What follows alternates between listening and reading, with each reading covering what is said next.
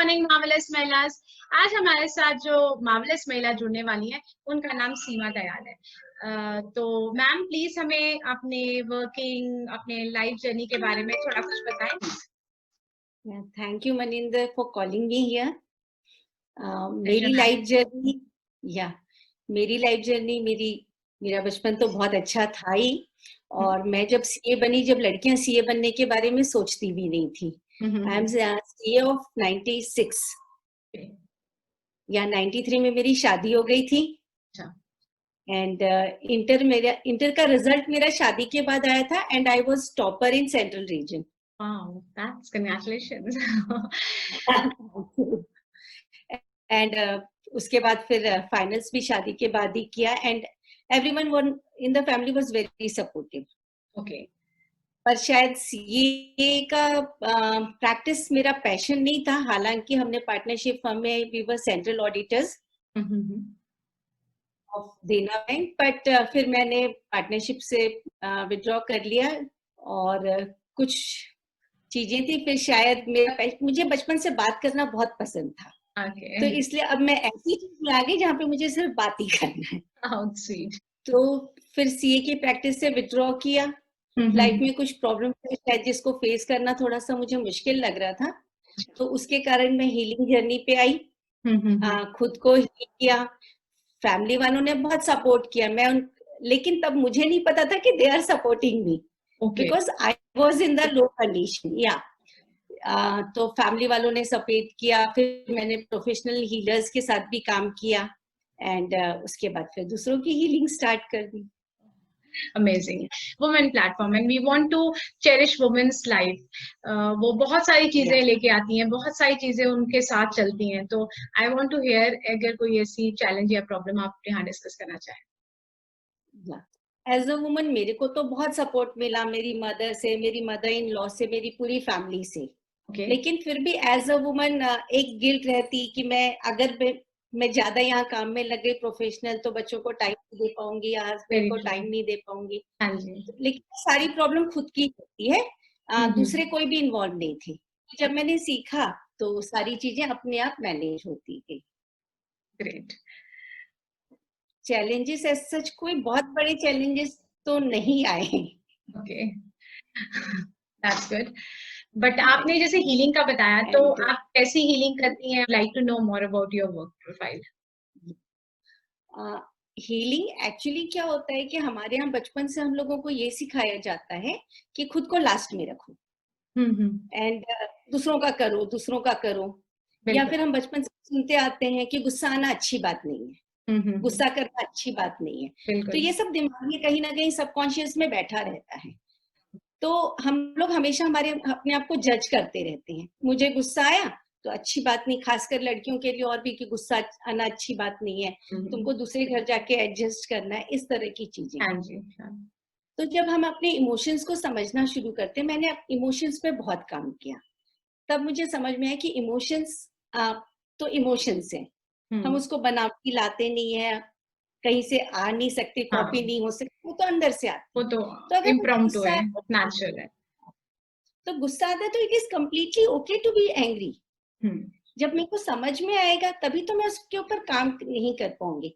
And गुस्सा आता है तो वो हमको ये बताता है कि something is not right in your life, you have to correct it. अगर गांधी को गुस्सा नहीं आता तो देश आजाद नहीं होता।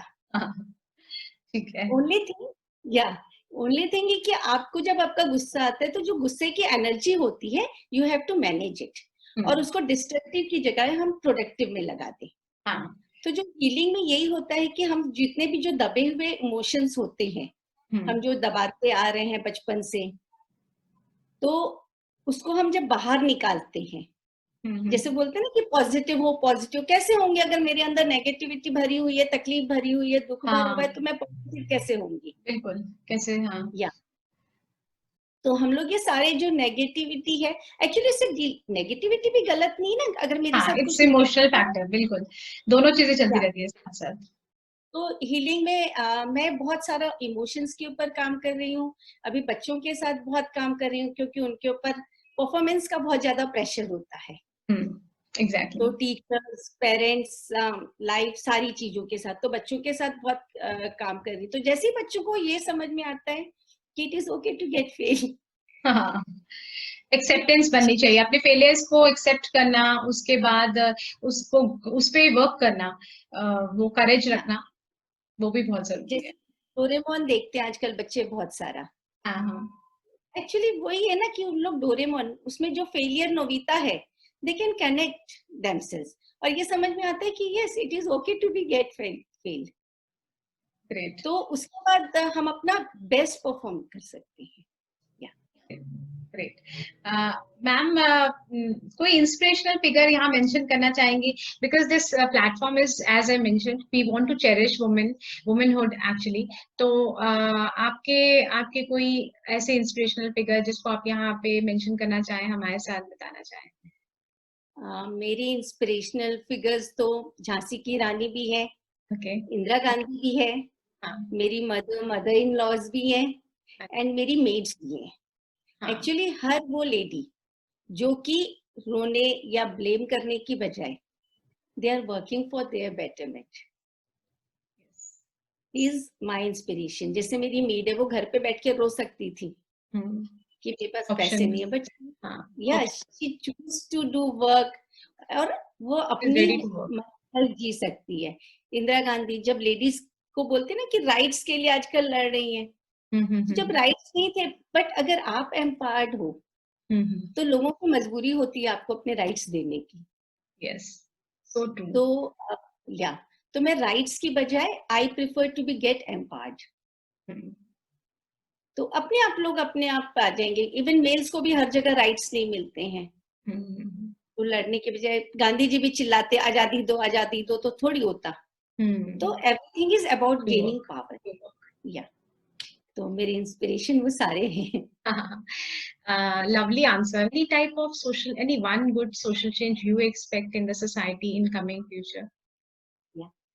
देखिए मेरे यहाँ तो जो मेरे हस्बैंड है वो मेरे साथ बराबर किचन में खाना भी बनाते हैं। ऐसा भी होता है कि मैं बैठी हूँ and he is cooking for me and I love you.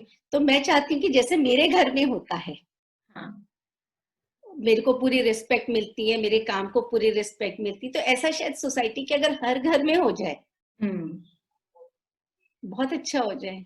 बहुत अच्छी चेंज है। तो फैमिली में एवरीवन लव्स टू बी, मतलब मेरे घर आके नाश्ता करना सबको बहुत पसंद आता है क्योंकि सबका पार्टिसिपेशन होता है। तो वो एक छोटा सा नाश्ते का टाइम हमारे यहाँ एंजॉयमेंट, ऐसा लगता है कि कोई बड़ा फेस्टिवल हो गया है। ग्रेट। इस तरीके से छोटी छोटी खुशियां इस बंदा सहेजता जाए तो लाइफ में बहुत हैप्पीनेस रहेगी। और जैसे आपने बताया कि क्रिप करना और ब्लेम करना वो कम हो जाएगा। जब वो सोसाइटी से धीरे धीरे निकलता जाएगा तो अपने आप एक हैप्पी प्लेस बन सकती है सोसाइटी। तो ना ब्लेम कर दो, गॉड को इट्स ऊपर इजी, ब्लेम कर यस, दो, इट्स वेरी इजी नहीं टू ब्लेम। डिफेंड करने आएगा ही नहीं कि आपने नहीं किया है। बहुत सारी महिलाएं हमारे साथ जुड़ी हैं, जैसे कि आपको पता है व्हाट्सएप, फेसबुक, इंस्टाग्राम। और तो आप उन टीममेट्स में या उन वुमेन्स में कोई एक मैसेज कन्वे करना चाहती हैं जिनको आप, जो आपको लगता है ये मेरा मैसेज है, वुमेन्स को जाना चाहिए? मेरा मैसेज ये कि पावर तो सब में है, जस्ट अपनी एक एटीट्यूड शिफ्ट करें, अपनी सोच शिफ्ट करें तो उनको अपनी पावर पता चलेगी। और जैसे अब जो भी कर रहे हैं, इवन अगर आप कुकिंग कर रहे हैं, इवन मजबूरी में भी कर रहे हैं, तो उसको चॉइस दे दो और अपने काम को रिस्पेक्ट करो, तो अदर्स आपको अपने आप रिस्पेक्ट करना शुरू कर देंगे। First you have to give respect to yourself. या अगर किसी को भी मेरे साथ कनेक्ट होना है तो मैं फेसबुक पे भी हूँ, सीमा तायल के ही नाम से हूँ, इंस्टा में भी हूँ @empower by सीमा। और मेरा यही है कि हर आदमी एक तो अपनी रिस्पॉन्सिबिलिटी खुद ले ले, और अगर वो नहीं कर पा रहा है तो पहले शुरू में कोशिश करता है, फिर फैमिली मेंबर्स, और नहीं आ पाता है तो प्रोफेशनल के पास जाना बहुत अच्छी बात है। पहले एक मिथ था कि प्रोफेशनल्स के पास पागल लोग जाते हैं इस टाइप के लिए, पर जैसे डॉक्टर्स के पास जाते हैं वो पैरासिटामोल देता है, वैसे आप हीलर्स के पास एंड थेरेपिस्ट के पास या साइकोलॉजिस्ट के पास बेझिझक जा सकते हैं, and they help you to find out yourself amazing, ये बहुत इनक्रेडिबल मैसेज है मैम, बिकॉज आजकल की डिप्रेशन भरी लाइफ में हर रोज हम कुछ ना कुछ बुरा होता सुनते हैं, और उससे कहीं ना कहीं हम लोगों का भी पैशन, हम लोगों का आगे बढ़ने का जुनून या जोश वो भी कम होता है, हमें भी लगता है पता नहीं क्या है ना। तो आपने जैसे बताया कि प्रोफेशनल हेल्प अगर रिक्वायर्ड है तो they should seek and they should go, there is no hesitation, there should not be any stigma attach के। ये आपने हमारे साथ अपने विजन को शेयर किया, हीलिंग जैसे पावरफुल टॉपिक पे बात करी, पेरेंटिंग एंड इवन द जो मेंटल हेल्थ है which is gaining a lot of momentum these days, उसको डिस्कस किया। Amazing talk ma'am, I am really cherish, I am going to cherish this, thank you so very much ma'am.